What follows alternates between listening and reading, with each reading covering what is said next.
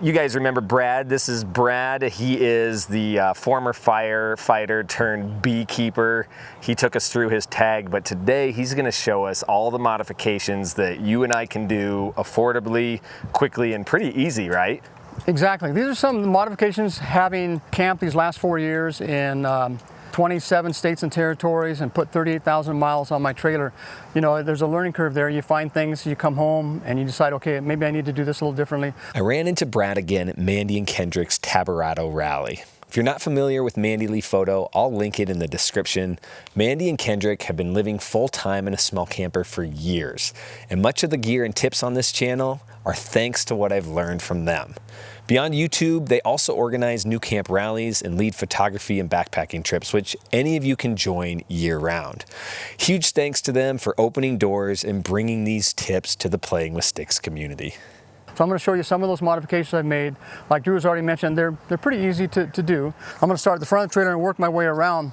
One of the first things I did when I first bought the trailer was when it was parked on level ground, I put in these bubble levels. This makes it really easy when I'm backing up into uneven ground where I need to put my spacers underneath my tires and stuff to make things a little bit more level. I also made, if you can see it over on this side, this is a pre-connect. Some tag trailers will come with them now, but this is directly wired to the battery, so I can take my solar suitcase and just plug it in when I need a little bit more than the 100 watts that are on the roof. I got another 100 watts that's in the solar suitcase. I installed this propane Y, so it's really easy to take my fire pit and run a line out and have my fire pit out. That's kind of a no-brainer, inexpensive. I did run into problems here with my trailer jack, and the back of my truck was hitting the trailer jack, and I installed this jacky up, which enables me to remove my jack. Now, why in the world would I want to do that? Well, for one, I can now lower my tailgate. I can access the drawers in my truck. This does solve a pretty annoying problem. I got some inexpensive buckets here. And most of you may know Dave Hessen. He builds these really nice boxes, but he doesn't make them for a tag 5 foot wide. And this was my inexpensive way of just buying some buckets here and bolting them down to the platform to store my, water hose and wheel chocks and whatnot. This is controversial. I installed a lock here for my propane compartment. It's a male lock from Lowe's. They're very inexpensive. I lock this up when I'm leaving my trailer going on a hike or something, because I really don't want people getting in here. Realizing it's not a very secure lock if somebody really wants to get your lithium battery or mess with your stuff, but it just makes me feel a little bit better. I did install a new fire extinguisher. Being a retired firefighter, I like to have a little extra. I actually have one of these also in the truck. The little extinguisher that comes in the tag interior, that's a sodium bicarb. I actually moved that back to the kitchen because sodium bicarb is really good for foodstuffs. It's non-toxic. And you said that was controversial, you being a fireman. Well, the reason this is kind of controversial, New Camp started taking their lock out a few years back because the DOT recommended that the compartment for propane not be locked when traveling. I'm using a little common sense. I know that a firefighter, if there's a propane fire, they can pop this in like less than 2 seconds and access this compartment. Plus the fact when I'm traveling, it's always unlocked. So I am complying. Like I said, I only lock it when I'm parked camping and I'm leaving the campsite. We'll go to the right side here. Everybody likes to personalize their trailer. I got some stencils. May the force be with you. A lot of people have done this, and these cowbells are part of the intake for your air conditioning. This is an example. You can buy a car wash sponge, really inexpensive. You cut it in half, you got one for each side. That keeps the dust out of your interior. I went a little bit extra. I made this special little thing out of some flexible plastic and some Velcro. When underneath the galley floor, just in front of the frame, there's the exhaust. There's a screened area that's the exhaust for these two cowbells. And I just put this over it and trying to seal and keep all the dust out of my trailer. I've heard some other people have had some real problems. Okay, we talked about fender cracks in the past. A lot of people at certain years of their New Camp tag, just in a few months you can get a crack in the corner. I didn't care about getting a new fender even though it was under warranty, so I just drilled a hole to stop the crack. Let's talk about the kitchen galley exterior.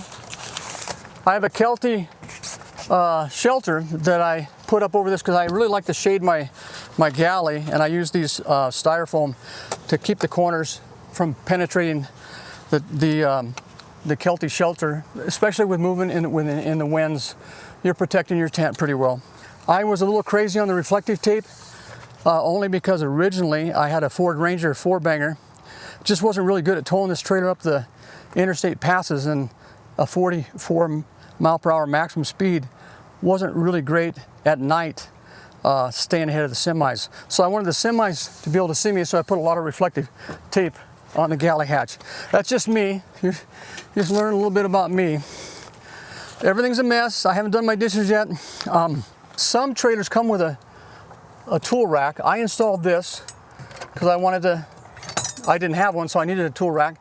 Of course, I personalized a little bit with some, I have a chocolate lab. This almost looks exactly like her.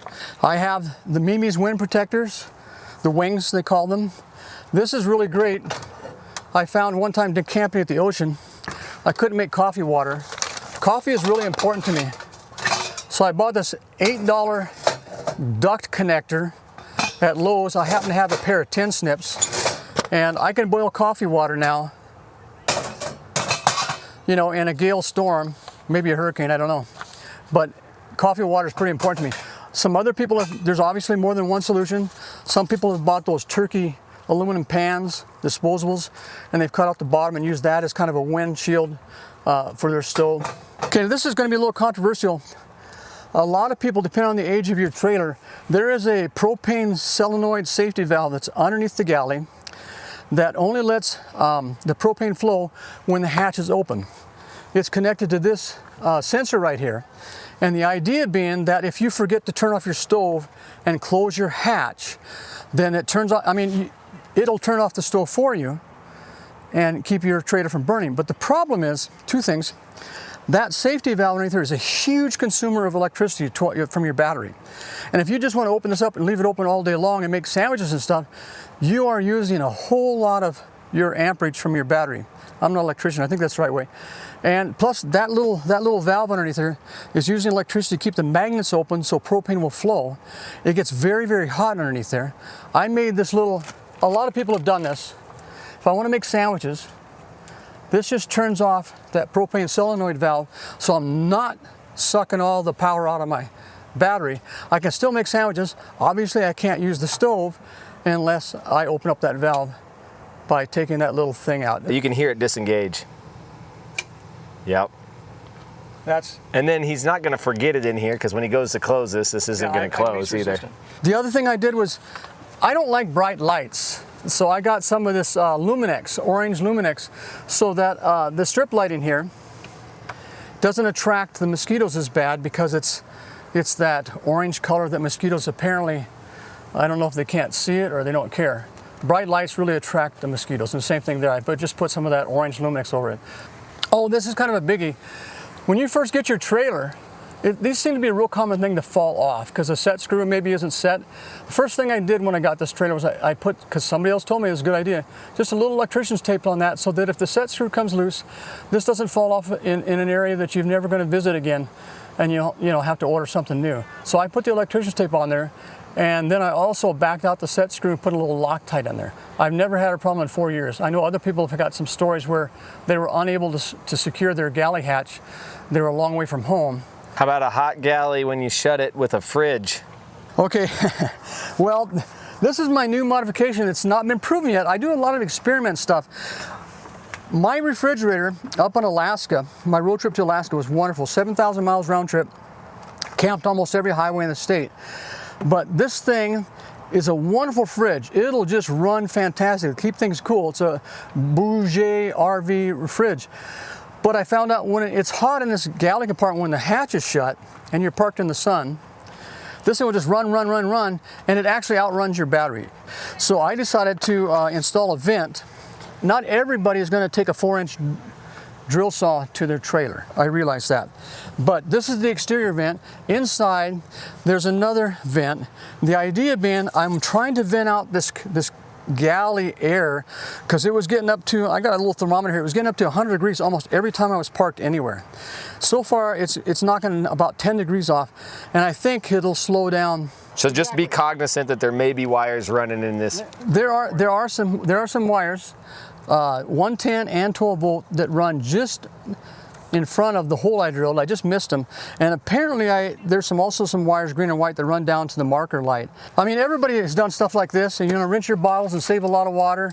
It's really nice to have a sprayer, because you don't use much water when you're boondocking that way if you just rinse your bottles with the sprayer. So you do it a little different than us. So you use warm water to wash your dishes in like a basin, right? Yes. And then you use the spray to rinse that soap off. Well, I set them all in the other tray. And again, I haven't done dishes yet. And then because I don't want to run through my water, I can only carry so much water up in the mountains. And that way my water seems to last forever, because I don't use very much water that way. Some of the stuff is really Jed Clampett or Grapes of Wrath kind of stuff. I decided to try to get especially when I'm camping in really hot spots with a lot of sun. This is just that you can buy it on Amazon.com, that insulated, I believe it's called a reflux. And I've got some suction clamps that I ordered, and this just cuts the heat down while I'm gone inside the bedroom area. And I've got one for each window, and I've got one even for the front window here. And these are just little things that, I'm sure the rest of you, when you go out camping, every time you go camping, you think of something, you come home and go, okay, what can we do to, make this better or resolve this problem? This came with a roof rack, so I bought the ARB awning, and then I got some ARB brackets and got some pillow clamps from Lowe's so that I could put my ARB awning up where I wanted it. There's a little overlap, so there's no rain falling down. So what Brad's referring to here, on the typical mount, this ARB awning, where's my hand, doesn't start till out here. So you have this little gap when you get out of the door. His goes way back over the teardrop, so there's no gap. Fortunately, my garage is high enough that I don't worry about that extra 4 inches. I do have a factory installed 100-watt solar on the back side of the roof. I already mentioned my 100-watt solar suitcase, so I happen to be parked underneath the trees. I have a movement alarm.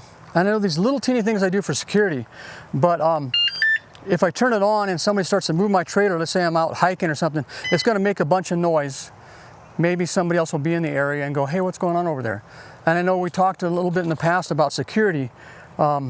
I think it's really important. I have a Proven Industries lock that I love. It's built like a bank vault that's installed here. I think most of you know what Proven Industries locks looks like. It even stores the chains so that the bad guys can't use the chains to tow your trailer away.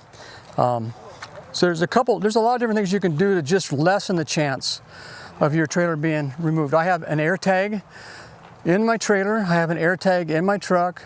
I have an air tag on my little electric scooter that I just bought. I have an air tag in the dog's collar, and that's just a little bit of extra stuff so that if something disappears, that's Kahlua. She's a good girl. Sit. Good set. And anyway, she's got an air tag on her collar, and I think a lot of people are using those nowadays. Yeah, and I thought they were like a monthly fee, but it's like $25 a tag, and you don't pay another cent after that. And if you're an Android user, they have a very similar thing, and it's called, I'll put it in the description here. I'll throw it up on the screen. Okay, I forgot. We got a little bit of, this is a little bit about the interior, the modifications. Again, I've been camping for a week, so I apologize. Guess I better turn off that alarm.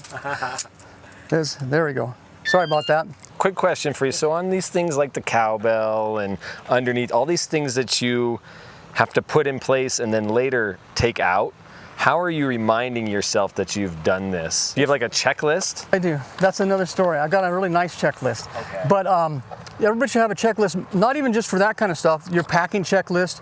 I have what's called a departure checklist, an arrival checklist. These are all really good things to do. You know, everybody should be doing a walk around when they're getting ready to leave the campsite to make sure that their hatch is closed all the way on their ceiling fan. Make sure the windows are wide open because they travel better that way. New Camp says you got to have your screens.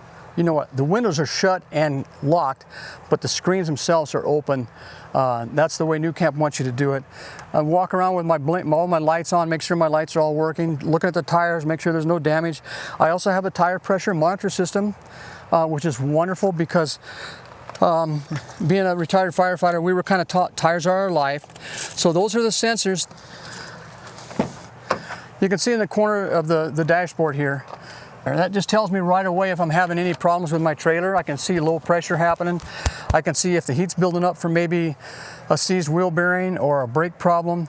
It's really nice to know that stuff when you're going down the road, because if you don't know what your tires are doing, when they finally let you know what they're doing, it may be too late. Okay, I've done a lot of little things to the interior. I'm going to go over most of them. One thing I did, you can see over there, I've got a little booster for my cell phone. It's not really effective. It maybe increase it like about a half a bar, like a 1.5 to 2 bar. One of the big things is, first thing you want to do is get some of these sharp corner bumpers. A lot of people have done this. It's one of the first things you learn. You get in there, you move around, you're changing clothes.